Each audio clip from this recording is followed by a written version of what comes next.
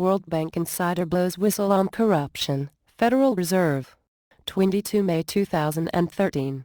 A former insider at the World Bank, ex-senior counsel Karen Hudes, says the global financial system is dominated by a small group of corrupt, power-hungry figures centered around the privately owned U.S. Federal Reserve.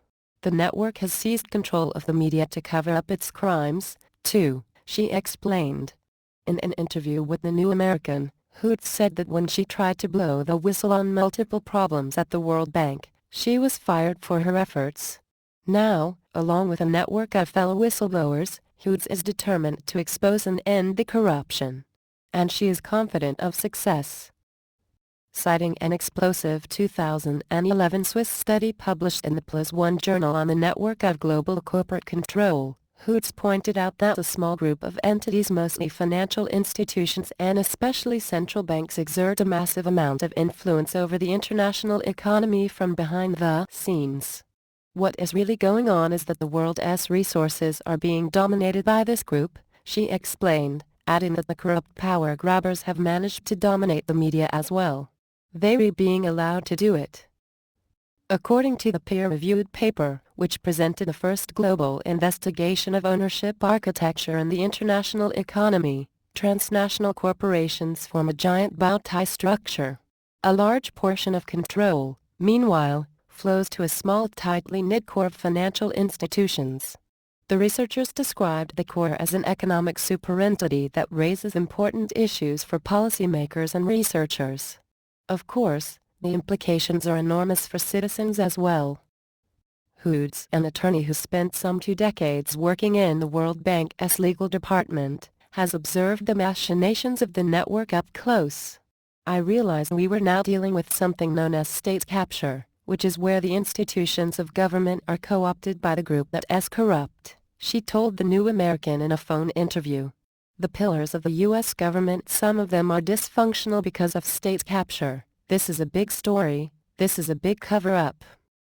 At the heart of the network, Hudes said, are 147 financial institutions and central banks, especially the Federal Reserve, which was created by Congress but is owned by essentially a cartel of private banks. This is a story about how the international financial system was secretly gamed, mostly by central banks. They are the ones we are talking about, she explained. The central bankers have been gaming the system. I would say that this is a power grab. The Fed in particular is at the very center of the network and the cover-up, Hudes continued, citing a policy and oversight body that includes top government and Fed officials. Central bankers have also been manipulating gold prices, she added, echoing widespread concerns that The New American has documented extensively. Indeed, even the inaccurate World Bank financial statements that Hudes has been trying to expose are linked to the U.S. Central Bank, she said. The group that we were talking about from the Zurich study, that is the Federal Reserve, it has some other pieces to it, but that is the Federal Reserve, Hudes explained. So the Federal Reserve secretly dominated the world economy using secret, interlocking corporate directorates and terrorizing anybody who managed to figure out that they were having any kind of role, and putting people in very important positions so that they could get a free pass. The shadowy but immensely powerful Bank for International Settlements serves as the club of these private central bankers, Hudes continued. Now, are people going to want interest on their country's debts to continue to be paid to that group when they find out the secret tricks that that group has been doing? Don't forget how they've enriched themselves extraordinarily and how they've taken taxpayer money for the bailout.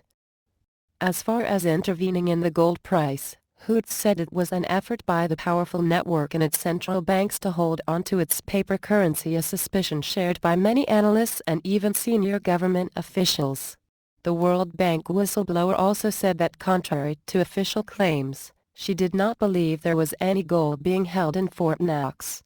Even congressmen and foreign governments have tried to find out if the precious metals were still there, but they met with little success. Hudes, however, believes the scam will eventually come undone. This is like crooks trying to figure out where they can go hide. It is a mafia, she said. These culprits that have grabbed all this economic power have succeeded in infiltrating both sides of the issue, So you will find people who are supposedly trying to fight corruption who are just there to spread disinformation and as a placeholder to trip up anybody who manages to get their act together. Those thugs think that if they can keep the world ignorant, they can bleed it longer. Of course, the major corruption at the highest levels of government and business is not a new phenomenon. Georgetown University historian and professor Carol Quigley, who served as President Bill Clinton's mentor, for example, wrote about the scheme in his 1966 book Tragedy and Hope, A History of the World in Our Time. The heavyweight academic, who was allowed to review documents belonging to the top echelons of the global establishment, even explained how the corrupt system would work remarkably similar to what Hudes describes.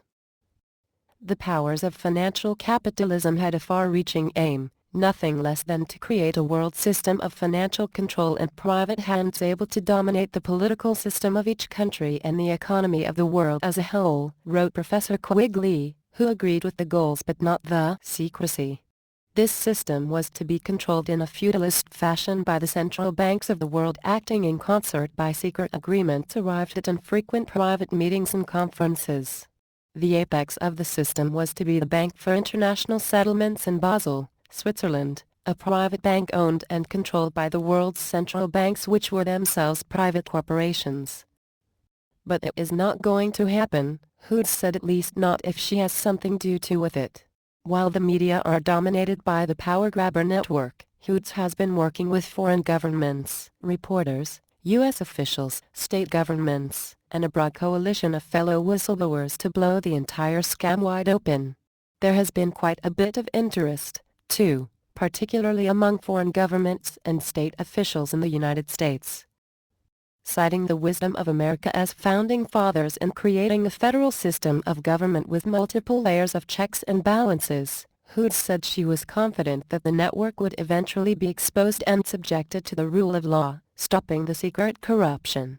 If and when that happens, even if it may be disorderly, Hudes says precious metals will once again play a role in imposing discipline on the monetary system. The rule of law would also be restored, she said, and the public will demand a proper press to stay informed. We're going to have a cleaned-up financial system, that is where it is going, but in the meantime, people who didn't know how the system was gamed are going to find out, she said. We're going to have a different kind of international financial system. It'll be a new kind of world where people know what's going on, no more backroom deals, that is not going to keep happening. We're going to have a different kind of media if people don't want to be dominated and controlled, which I don't think they do. While Hudes sounded upbeat, she recognizes that the world is facing serious danger right now. There are even plans in place to impose martial law in the United States, she said. The next steps will be critical for humanity. As such, Hudes argues, it is crucial that the people of the world find out about the lawlessness, corruption, and thievery that are going on at the highest levels and put a stop to it once and for all. The consequences of inaction would be disastrous.